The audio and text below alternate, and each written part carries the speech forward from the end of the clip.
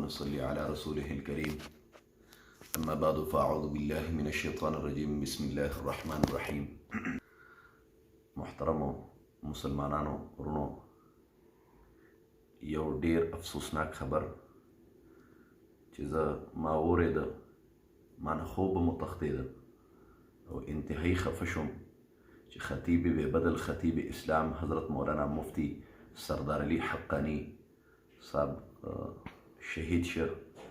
یو چېرته په سفر و بیان له او روډ اکسیډنټ کې د هغې وفات وشو او د دې دنیا نه رحلت وکړ. الله دې قبر د نور نه ډک کړي. چا چې علماو دغه پسې خبرې کړي دي، یو انتهایی عاجزانه درخواست دی چې د الله نه معافي وغواړئ او خصوصا یو پیره سوره فاتحه او 3 پیره سوره اخلاص ووایئ. دا یو حتمی ختم دی، ځکه نبی علیه السلام مبارک فرمایي چا چې 3 پیره سوره اخلاص ولسته ګویا چې د ټول قرآن ولسته.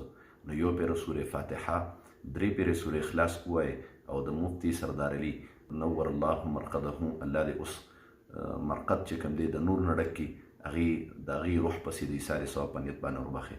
والسلام. یا رسول سلام علیکا، یا حبیب سلام علیکا، سلام